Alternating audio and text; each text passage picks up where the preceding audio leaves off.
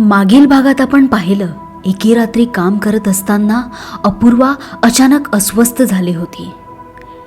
तिच्या खोलीत असलेल्या आरशातलं तिचं प्रतिबिंब धीमं होत चाललं होतं. जणू त्यात काहीतरी बदल घडत होता. तिला काहीच समजत नव्हतं. पण हळूहळू ती अस्पष्ट असणारी सावली हळूहळू स्पष्ट होत गेली आणि आरशातून बाहेर पडली. त्या क्षणी अपूर्वा भयाने स्तब्ध झाली, कारण त्या आरशाशी तिच्या भूतकाळातल्या काही कटू आठवणी जोडल्या गेल्या होत्या. आता पुढे. जेव्हा अपूर्वाला शुद्ध आली तेव्हा सकाळ झाली होती. तिचं डोकं प्रचंड दुखत होतं आणि कालच्या घटनांनी तिच्या मनात गोंधळ माजवला होता. कालचा प्रसंग तिच्या डोळ्यासमोर पुन्हा पुन्हा उभा राहत होता. ती सावली, तो आरसा आणि तो भयानक क्षण. दचकून तिने आरशाकडे पाहिलं आणि आरशातल्या त्या प्रतिबिंबाने तिच्याकडे पाहत हलकसं गूढ हास्य केलं. अपूर्वा सुन्न झाली होती. त्या प्रसंगाची चित्र तिच्या मनात तरळू लागली. ती भयानक रात्र, थंड वाऱ्याचा झोत आणि विचित्र आवाजांनी व्यापलेलं वातावरण. अपूर्वाने एक खोल श्वास घेतला, डोळे बंद केले आणि आठवणींच्या गडद लाटांमध्ये हरवून गेली. तिच्या मनात ती रात्र पुन्हा जिवंत झाली. तिच्या भूतकाळाचा बंद दरवाजा हळूहळू उघडू लागला.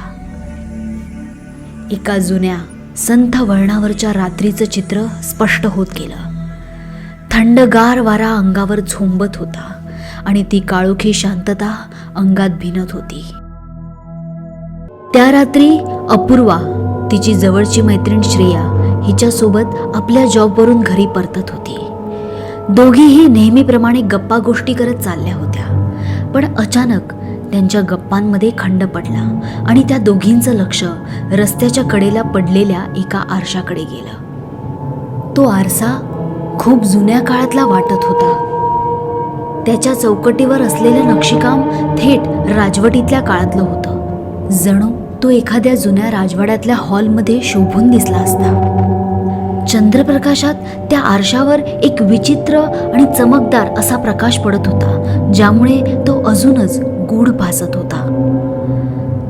आरशाकडे पाहून अपूर्वाला असं वाटलं की तो केवळ एक साधा आरसा नव्हता.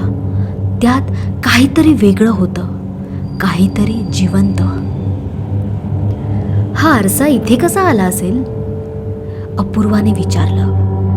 तिच्या आवाजात आश्चर्य आणि कुतूहल स्पष्ट दिसत होतं. हा आरसा तर एखाद्या म्युझियममध्ये असायला हवा. श्रेयाला तिथे थांबणं नकोसं वाटत होतं. त्या आरशाकडे बघून तिला चांगल्या वाईब्स येत नव्हत्या. ती अपूर्वाला सावध करत म्हणाली, त्याला हात लावू नकोस अपूर्वा. मला इथे बरोबर वाटत नाहीये. आपल्याला इथून निघायला हवं, नाहीतर आपल्याला उशीर होईल.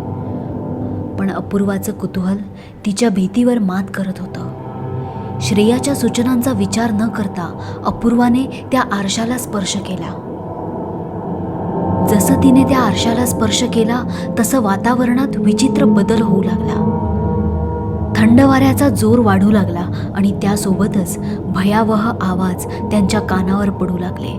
ते आवाज मानवी वाटत नव्हते. ते गडद, भयप्रद आणि अस्वस्थ करणारे होते. दोघींनीही एकमेकांकडे घाबरून पाहिलं. श्रेया तिला सावध करू पाहत होती. अपूर्वा, तुझ्या हातातला तो आरसा टाकून दे. श्रेया घाबरून ओरडली.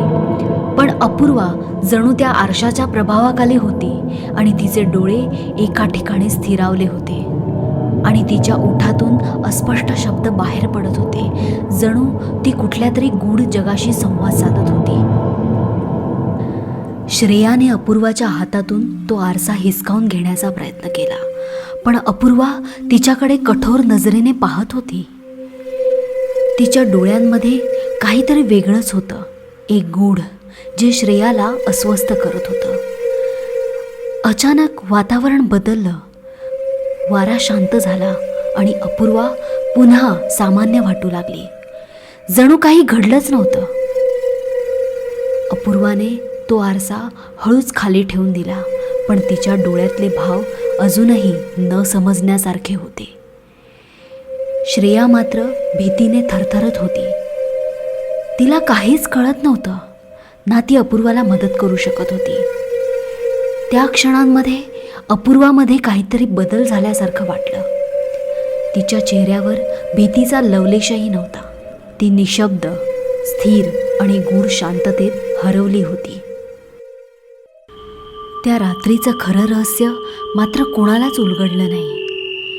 श्रेयाने त्या भयानक प्रसंगाबद्दल कधीच कुणाला सांगितलं नाही आणि अपूर्वाही त्या घटनेनंतर पूर्णपणे बदलून गेली होती. दुसऱ्याच दिवशी कोणालाही न कळवता अपूर्वाने तो आरसा स्वतःच्या घरी आणला आणि ही गोष्ट तिने श्रेयालाही सांगितली नाही.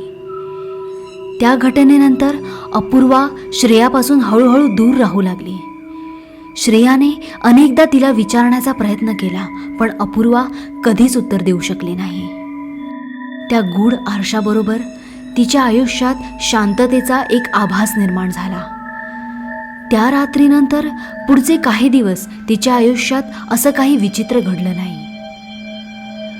हळूहळू अपूर्वा तिच्या लेखनात अधिक लक्ष घालू लागली. तिच्या कथा गडद आणि रहस्यमय विषयांना स्पर्श करत होत्या आणि तिचं लिखाण प्रचंड लोकप्रिय झालं. ती लोकांमध्ये चर्चेचा विषय बनली. तिच्या कथा वाचकांना खिळवून ठेवत होत्या. अपूर्वाने तिची नोकरी सोडून दिली आणि पूर्ण वेळ लेखिकेचं जीवन व्यतीत करायला सुरुवात केली. आश्चर्याची गोष्ट म्हणजे तिचं लिखाण नेहमीच त्या गूढ आरशाभोवती फिरत होतं. जणू त्या आरशाने तिच्या कल्पनेला एक नवीन आयाम दिला होता.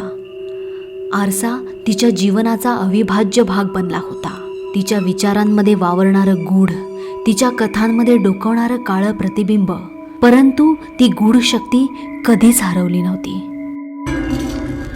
आता अनेक दिवसांनी ती सावली पुन्हा प्रगट झाली होती. अपूर्वाने जे विसरण्याचा प्रयत्न केला होता ते आता आरशामध्ये स्पष्ट दिसत होतं. तिच्या भूतकाळाचं दडलेलं प्रतिबिंब. ती त्या आरशाकडे पाहत राहिली आणि तिच्या अंतर्मनात एक विचार स्पष्ट होत गेला. तो आरसा एका गूढ शक्तीचं प्रवेशद्वार होता. असा एक दरवाजा ज्याने तिचं आयुष्य केव्हाच व्यापलं होतं आणि अजूनही तिच्यावर अधिराज्य गाजवत होतं. तो आरसा नेमका काय होता? त्याच्यात काही रहस्य दडलं होतं का? कदाचित त्या आरशाला अपूर्वाकडून काहीतरी साध्य करून घ्यायचं होतं, पण नेमकं काय? आणि सर्वात महत्त्वाचं, अपूर्वाने अचानक श्रेयाशी संपर्क का तोडला? त्या दोघींमध्ये असं काय घडलं होतं ज्यामुळे अपूर्वाने भूतकाळ मागे टाकण्याचा निर्णय घेतला? पुढील भाग लवकरच.